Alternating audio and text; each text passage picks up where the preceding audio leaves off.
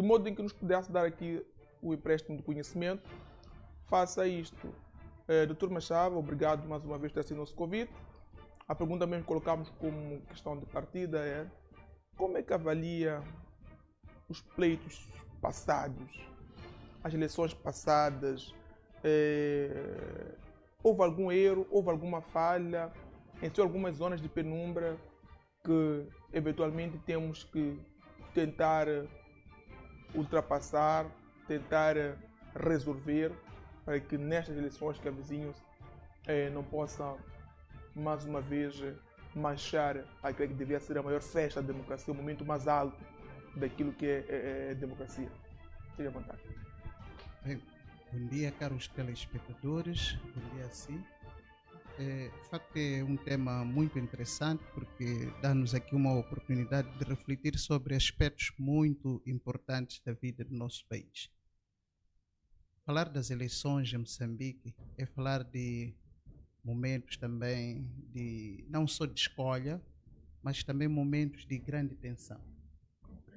Em África, no geral, o processo de transição política tem sido sempre complexo. Há de perceber que desde a altura dos reinos africanos, quando morria um líder, a sua transição, a indicação do novo líder, era enfermado por guerras de sucessão.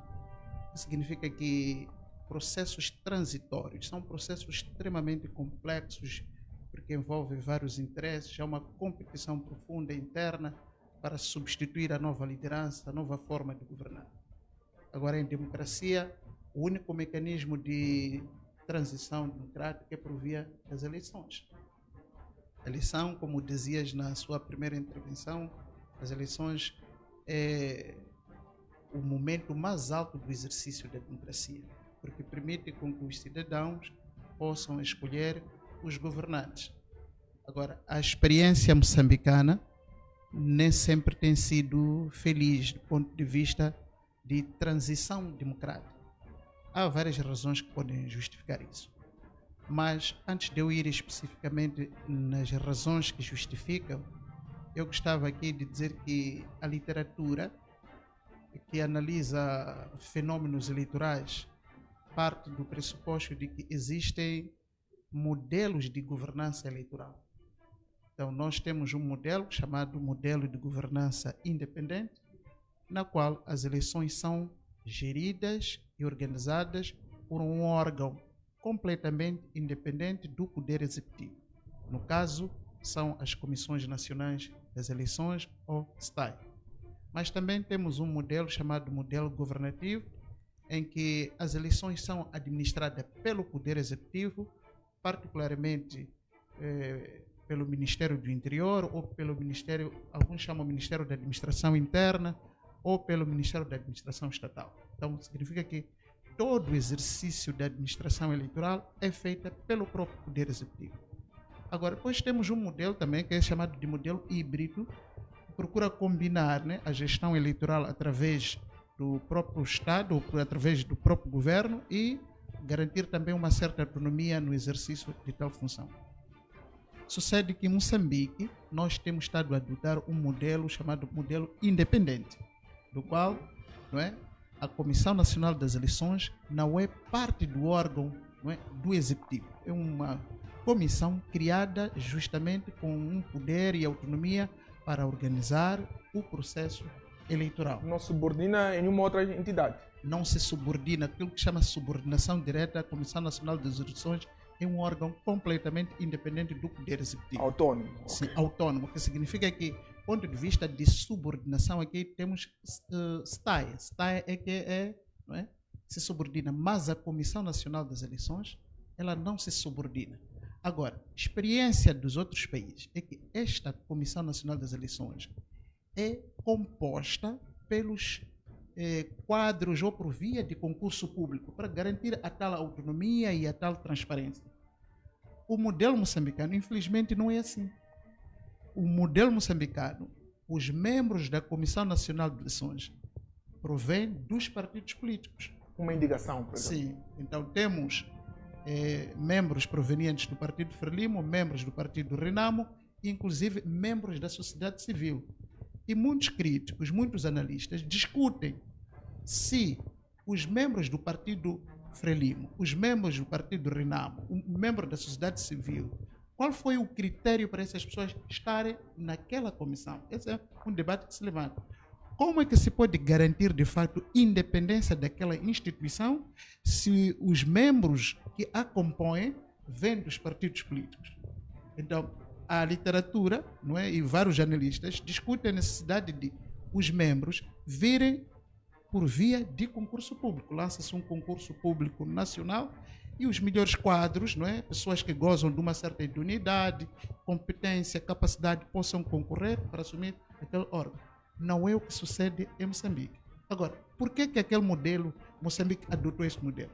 Por acaso, nas primeiras eleições, Moçambique enveredou por um mecanismo de despartidarização daquela Comissão Nacional das Eleições. Só que, nas reivindicações da Renamo, por exemplo, a Renamo aparecia a dizer que, olha, gostava que pudesse participar na Comissão das Eleições. Não está lá o Podemos, não está outros. Moçambique tem mais de 30 e tal partidos, nem todos os partidos se representam na Comissão das Eleições. E cada partido, como há de perceber, cada partido também procura tirar ou maximizar ganhos para, não é? para o seu partido. Então, as lutas internas, as barganhas internas dentro da Comissão Nacional de Eleições são muito maiores do que a gente pensa aqui fora. Então, como é que se pode garantir transparência, credibilidade? Um órgão que, a partida, está condicionado, através dos seus membros, que provém dos partidos políticos e uma também sociedade civil que discute-se também critério. Como é que essa sociedade civil, não é? Como chegou lá? Nos outros países, aquilo que a gente vê em Comissão Nacional das Eleições, provém de concurso público. E a cada pleito eleitoral há um concurso público que é lançado para que as pessoas possam fazer parte. Então, este é o primeiro aspecto que nós deveríamos verificar ou refletir, porque é que muitas vezes as nossas eleições são infirmadas pela falta de credibilidade, conflitos, entre outros. É justamente, primeiro, pela composição técnica dos elementos que compõem a Comissão Nacional das Eleições. Mas se nós formos para a ideia que traz aqui, concurso público, se nós formos para o concurso público, a primeira questão que eu ia colocar é a transparência nos concursos públicos, possíveis vencedores destes concursos, ia aceitar que estes cidadãos têm mérito. Quem ia avaliar? Seria um funcionário público? Seria uma pessoa neutra? Olha, pode-se criar uma comissão, elabora-se, vamos supor, geralmente em países não é, muito desenvolvidos, faz-se assim. Lança-se um concurso com termos de referência também muito bem claro, não é? Concorrem os cidadãos que reúnem requisitos. Ok. Para estabelecer requisitos. Sim, requisitos. Não é? Lá os termos de referência muito bem claro. Aquelas pessoas que acham que podem concorrer, concorrem. Os melhores, não é? Também gozando de idoneidade, capacidade técnica, né, perfil, um conjunto de perfil exigido. Essas pessoas ganham e, por sua vez, é empossada na Assembleia da República. Significa que é o indivíduo, a partir daqui, vai fazer parte ou vai compor a Comissão Nacional das Eleições sem vícios, não é? Sem vícios políticos, sem vícios partidários. Não é isto que acontece. Há de perceber que a Renamo, e essa proposta, às vezes é preciso dizer às pessoas aí, e essa proposta da Comissão Nacional das Eleições, não é? Fazendo parte dos partidos políticos, vem justamente de partido da oposição. Às vezes é um paradoxo, porque quando há resultado, aparece a dizer, não, nós não acreditamos, e não há transparência. Mas o modelo de administração eleitoral que nós estamos a adotar hoje é proposta do Partido Renamo. O que é contraditório. Foi a Renamo, não é? Apesar de vários acadêmicos, vários intelectuais, não é, chamarem a atenção que este modelo não é eficaz, foi a Renamo que fez muito barulho na altura do presidente Afonso Dhlakama para que a Renamo fizesse, né, representar na Comissão Nacional das Eleições. E a justificativa era: nós precisamos fazer parte desses órgãos para melhor fiscalizar a atuação desses órgãos. Agora, a pergunta que eu lanço: estão a fiscalizar? Então, há deficiência. Esse é o primeiro ponto que nós devemos refletir. O segundo ponto é os instrumentos jurídicos. O pacote, o quadro legal da administração eleitoral. Olha, Moçambique é conhecido como um dos países que possui melhor quadro legal de gestão eleitoral. Não está em causa o que as leis dizem ou não dizem. O quadro legal é muito robusto, o quadro legal moçambicano, até muito invejável. O terceiro aspecto é mecanismos de gestão de conflito. Como é que a gente gera conflito? Vamos supor que quando há eleição, identifica-se claramente uma situação em que há fraude. Né? Você detecta fraude na boca das urnas. A nossa legislação também é específica sobre que mecanismos devem ser feitos. Só que, na primeira legislação, né, nas primeiras leis, dizia-se que a reclamação tem que ser feita imediatamente lá na mesa, depois vai seguindo, não é? Procedimentos até chegar ao Conselho Constitucional. Então, o mecanismo de gestão e resolução de conflito, ela começa mesmo desde lá onde foi detectado o problema. Só que muitas das vezes, quando se detecta lá na urna, a capacidade também, o poder de resolução de conflito lá na urna é muito baixa. O que significa que os conflitos que são detectados na boca da urna, na mesa, por exemplo, enchimento de urnas, entre outras coisas, muitas das vezes transitam sem sua respectiva resolução no local. Transitam, por exemplo, da mesa para o bairro, vamos supor, o distrito para a província e chegam ao nacional. E muitas das vezes quem vai tomar decisões aqui na sede não conhece o contexto, as variáveis específicas que foram determinantes para que determinadas situações ocorressem naquele lugar. Então, as pessoas, acá, no nível hierárquico mais elevado, vão tomando decisões. Né? O erro começa de base. Sim, o erro começa de base. Muitos analistas, inclusive, sugerem que os tribunais distritais, os tribunais provinciais, devem ser dado poder de resolução, não é, do conflito eleitoral lá na província onde ele gera, lá no distrito, e não deixar com que tudo desemboque no Conselho Constitucional. Primeiro, a resolução deve ser feita lá, okay? E o Conselho Constitucional apenas deve confirmar uma decisão já tomada lá na base. Mas nós, muitas das vezes, já assistimos situações em que um tribunal de distrito, não é, ou de instância inferior toma uma determinada decisão e o Conselho Constitucional invalida essa decisão. Não é? E o que levanta também questionamento. Quer dizer, se um tribunal local detectou, não é, tomou uma determinada posição e o Conselho Constitucional, que inclusive está fora do contexto do conflito, não é, invalidou. E são essas questões que vão aparecendo. Agora, outro aspecto também não menos importante é a cultura cívica da população moçambicana. Eleições é momento de festa. Né? É momento de festa. Muitas das vezes nós dissemos que houve fraude, mas há uma coisa que eu observei. Muitos até que falam de que houve fraude nem foram às eleições. Muitos jovens no dia das eleições não vão votar. No final, só estão à espera do resultado das eleições para dizer que não, já sabíamos, o partido XY já ganhou, para que votar? Coisinhas como assim. Okay? Mas nunca foram votar. Quando houve aquelas manifestações pós-eleitorais, eu vinha do trabalho, parei ali no Zimpeto, havia aquelas manifestações, mandaram-me parar e tudo. Eu perguntei àqueles jovens, muitos mulheres ali no Zimpeto, eu perguntei-os, você votou? Não votaram. Mas as pessoas entram na onda de que o resultado, o partido X ganhou, o partido Y perdeu, e tal. Mas, na verdade, essas pessoas não votaram. Não se fizeram as urnas, não se fizeram as urnas. Subentendem que já há um partido pré-estabelecido para ganhar. Exatamente. Tanto que isso também é comprovado pelos níveis de abstenção.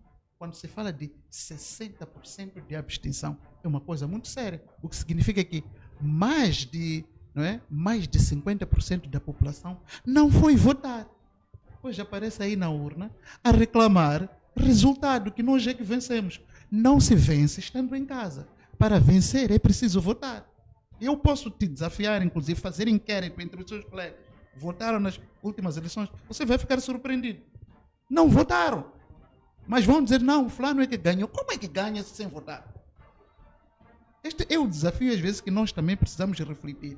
Devemos reclamar, sim senhor, mas tendo em conta que, de facto, eu participei no processo, eu votei, não é?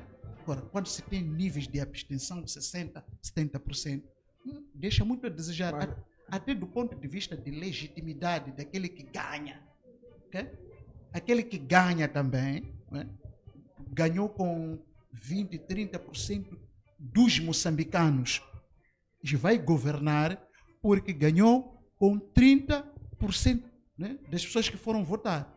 E os 70% vão votar. Então, do ponto de vista de legitimidade de exercício de poder, também discute. Nos outros países é obrigatório ir votar. É obrigatório. Aqui em Moçambique é uma questão optativa. A pessoa pode ir votar. Há pessoas que entendem que o dia para ir votar é um dia de férias. Inclusive vão para Belém, vão para Ponta do Ouro, vão passear. Então, nós também temos que refletir Mas isso. essa abstenção, geralmente, o que tem subido muitas vezes é que o sistema todo montado, o processo de votação, está criado um cenário em que as pessoas dirigem-se às mesas, dirigem-se aos sítios, centros onde devem votar, mas há lá morosidade, o ambiente não está criado, o cenário para que as pessoas votem e acabam desistindo. Como quem diz, vamos para lá, queremos votar, mas quem está a organizar este todo o processo criou condições de nós ficarmos desanimados, dada enchentes, uma enchente que não devia existir, assim como também as questões de logística não existem. Olha, a experiência que eu tenho de processos eleitorais, geralmente nas manhãs, há muita enchente, de facto. Mas se você vai a partir das 12, 13, 14, 17 horas, você chega a algumas mesas, o presidente da mesa está à espera das pessoas. Não está lá ninguém. Não está. E, caso muito caricato, você chega numa mesa, inclusive, você vê que do número de pessoas inscritas para votar numa determinada mesa, nem a metade fez as urnas. Nem a metade fez as urnas. Mas nas primeiras horas, 7, 8 horas, havia muita enchente. Mas 13, 14, 15 horas já não há nenhuma enchente. Então, há muito desafio. Moçambique está a aprender essa coisa de eleições também, não é? De eleger dirigentes por via de eleições. É um processo que os países africanos, no geral, estão aqui a consolidar as suas instituições. Não somos muito expert nessas matérias. Agora, o desejável é que as eleições sejam credíveis, que a população tenha direito de exercer o seu direito de voto, okay? Tenha direito de expressar a sua escolha, sem intimidação, sem pressão política, sem chantagem, e que os órgãos de administração eleitoral, falo principalmente da Comissão Nacional das Eleições e de outros atores intervenientes, como a Polícia da República de Moçambique, né, os partidos políticos, todos eles devem trabalhar unidos para que, de facto, os resultados das eleições sejam credíveis, transparentes e justas. Isso é que é desejável para que os nossos governantes escolhidos, né, também adquiram aqui legitimidade necessária para que possam exercer, não é, o poder.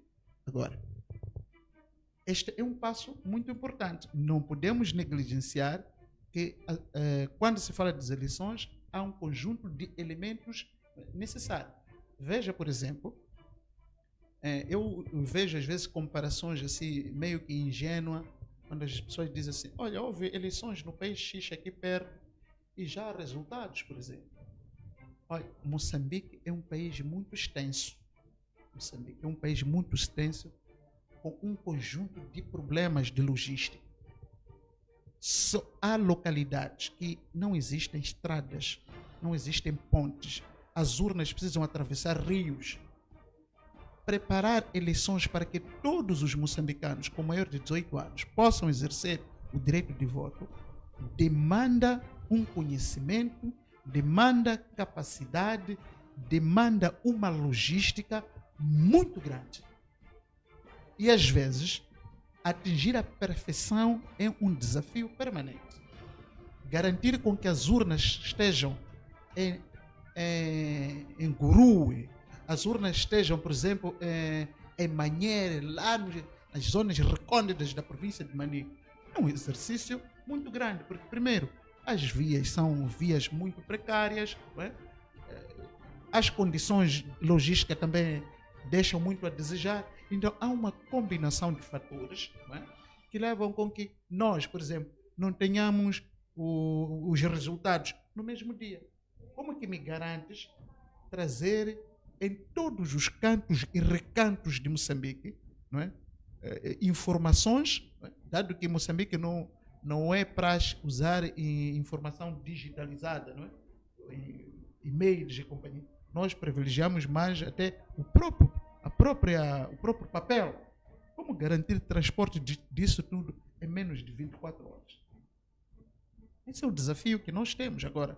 Os moçambicanos estão ávidos para que, de facto, as instituições que administram processos eleitorais tenham a capacidade, repito, tenham a capacidade de gerir com transparência, isenção, autonomia de decisão, para que os resultados reflitam, de facto, os anseios da população moçambicana, as expectativas da população moçambicana, e que as lideranças provenientes das escolhas tenham legitimidade de exercício, não é?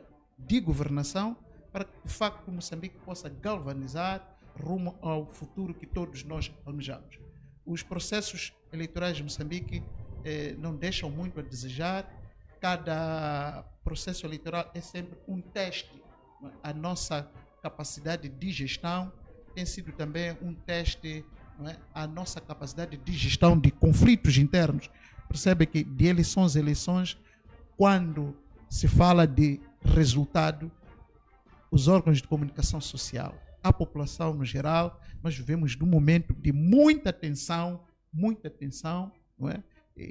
Desde as acusações que são propaladas, por isso que mesmo o governo de Moçambique propõe que nas próximas eleições nenhum candidato, antes dos resultados oficiais, comecem a divulgar resultados, não é? Que não sejam resultados propalados pelos órgãos da administração eleitoral. Porque às vezes as tensões são também alimentadas por discursos políticos. Quando antes da divulgação dos resultados, você aparece a dizer que já ganhou. Vou dar um exemplo. Na cidade de Maputo, acontecem as eleições no perímetro urbano.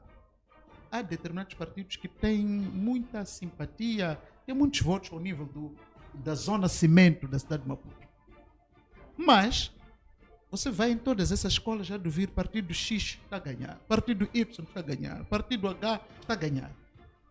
Mas ainda não foram recolhidos resultados das zonas periféricas da cidade de Maputo. É preciso ouvir também as urnas de Inhaca, é preciso ouvir as urnas, por exemplo, da ilha de Chifina, não é? De todos esses lugares. E quando esses resultados aparecem, são agregados e se anuncia o resultado. Enquanto durante todo o dia você ouviu que há um partido que está a vencer, qual é a percepção da população? Que aqui houve alteração do resultado. Às vezes nem sempre isso é verdade. Okay? Para juntar as urnas de Nangade, de Esqualaquala, de Sussundenga, de Gurue, de Vanduzi, de Macossa, para que a Comissão Nacional de Eleições tenha todos esses dados e anuncie. É muito difícil. Muitas das vezes, a Rádio Moçambique e os outros órgãos de comunicação social começam a anunciar os resultados que existem nas zonas, não é, do centro. Cidade de Chimoio, quem está a ganhar? Cidade da Beira, quem está a ganhar? Cidade de Maputo, quem está a ganhar? E a gente começa a contabilizar. A Maputo, até 15 horas, o partido Y ou H estava a vencer. Mas quando já é dia seguinte, outros resultados foram agregados. Houve roubo. Então, é por isso que o governo chama aqui a atenção